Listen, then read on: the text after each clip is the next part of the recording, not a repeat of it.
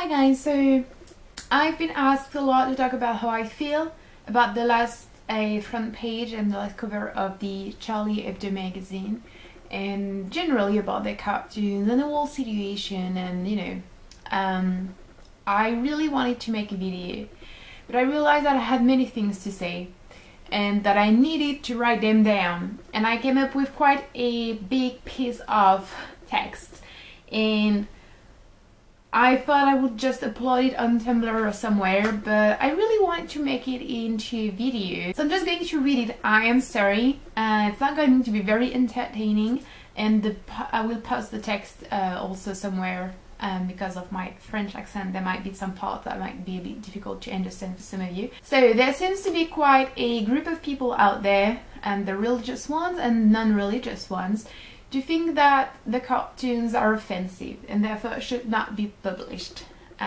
What I'm going to say in that video is going to offend some, annoy others, and many will probably disagree, and I'm well aware of that, and I'm well prepared as well. I want to start this video by stating a few things. Firstly, as a woman who speaks and thinks freely, who's not covering her body,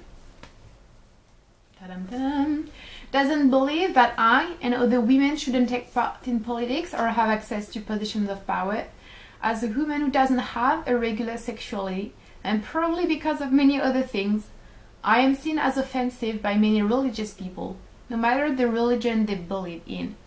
For these people, the way I live my life is an offense to the laws of their God, or rather their own beliefs, based on their interpretation of some chosen holy texts. For some Christian people, gay marriage is offensive because marriage is a thing they take as their own, and they don't want to see it perverted by two people of the same gender loving each other. For some Jewish people, men and women in the same room to pray is offensive, or showing women's hair is offensive. See how funny enough, though, it always gravitates around the same group of people. For some very conservative and not always religious, I'll admit, people of different colors getting married and having children is offensive. It's an attack to what a family should be like. It's not normal, it's not acceptable, it's not good. And apparently for some Muslim, depicting the prophet is offensive. Well, fine, many things on this earth are offensive. Why don't we talk a little bit more, though, about how I find it offensive that women are sexualized constantly? That if I were to visit some countries, I would have to cover my body as if it were impure and something to hide and be ashamed of. Why don't we talk more about how offensive I think it is to see my brothers and sisters who are transgender not being referred to the good pronouns because some people don't want to acknowledge that transsexuality is a thing. Now instead, let's talk about how some find it offensive that that prophet, that is not in this day and age on this earth anymore if you believe him to have ever existed, was depicted by some journalists to mock not the prophet himself, nor the Muslim, but to mock Islamophobia, racism, terrorism and violence, right? We constantly hear about the rights and the respect we owe to people who believe in God, but what about the freedom and the rights? What about the respect that people who don't believe should receive as well? Why is it that the auto-proclaimed, highly perverted, politicized laws and rules of some religious people should dictate and limit the freedom of those who have never made oath of allegiance to any god? And if being offended really is the issue here, why aren't those religious people that condemn bodies, sexualities, identities not being blamed and censored as well for having offended others? And why then is it dictature and not acceptable when a leader puts in jail or censors those who offend him with different opinions, but understandable when some people call for censure and punishment against those who didn't respect the laws they came up with? Simply because religion. There are two reasons why some people, whether they're actually religious or not, could support the hatred that unfurls onto people everywhere on this planet, themselves being believers or not, who don't obey to this dictator of the mind. The first one is complete fanaticism. The second one is fear. Because religion has always been something claimed to be so personal that no one could discuss it, criticize it. Yet it's never been personal enough for some to keep their beliefs and rules for themselves. Now we're mistaking respect for fear, but religion deserves our fearless disrespect, as Salman Rushdie put it perfectly. Instead of focusing on how a cartoon that doesn't attack Muslims, nor the Prophet, nor Islam, is not the first depiction, in fact, many exist in Islam, offend some people, why not focusing on how the religious extremism hurts actual living beings, actual people, be them Muslims or atheists or Christians or Jews or whatever? This extremism that comes from the very same place as those reactions to the Charlie Hebdo cover, a craving for control over others' lives and minds.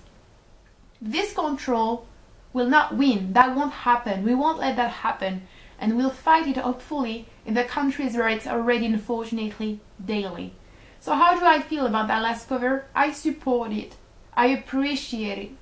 Why? Because there's nothing to dislike about it. As it's not strictly forbidden to depict Muhammad. They're not even breaking a rule here. Secondly, they're not Muslims, so they're not supposed to be expected to conform to any rule in the first place. Thirdly, the drawing isn't provocative, it doesn't mock the Prophet and portrays him as a figure of love and forgiveness, not opposes terrorism and blame violence. Attacking and censoring a drawing of someone who might have never even existed, a picture which actually conveys a positive message about Islam, is stupid. It doesn't make any sense and is simply a waste of time, a time that should be used to address real issues where real people are being hurt, beaten to death, sentenced to jail, murdered, persecuted, real issues like this wave of violence that is accepted under the name of religion, violence against Muslims and Christians in the Middle East, or the absence of freedom of speech and press in many countries, just to name a few. Why should we let newspaper, the internet, TV shows be a place for extremists to claim they've been offended, instead of places where the murdered, the prisoners, the victims can say my life is in danger, I am in danger, I'm not only offended, I am risking my life. That's what we should be talking about, instead of how some feel offended by a cartoon. A cartoon that doesn't even contribute to prejudices or causes any damage to anyone. So to those people who are taking time out of their day to say and repeat that they're not Charlie, they should rather find time to say they're Raif Badawi or Naji Al-Ali or those names we don't know, but show more courage and bravery we'll ever do. Once we stop questioning things, danger arises. The absence of criticism is the best breeding ground for totalitarianism of any kind. I believe in God, I really do. I pray almost daily, I search for His help and support, I ask for His guidance, I listen to Him, even when my heart sometimes disagrees. Yet I would never attack, physically or verbally, anyone who would make jokes about God, make fun of Him, or even insult Him. Why would I? My God is a God of love, and I know He doesn't need me to protect Him, because He's much stronger than I am, because He knows better, because He cares for the weak, the wounded, the ones in pain, and tells me to help them, heal them, to spread love and peace. God is too beautiful for weapons, for murders, for hatred and blood. And I don't want to force my beliefs into anyone else. I don't want to limit the freedom of anyone, be it to think, to speak, to draw, to write. I don't want to impose my God to anyone else, for God and faith will never blossom where there is violence and fear, but only disappear.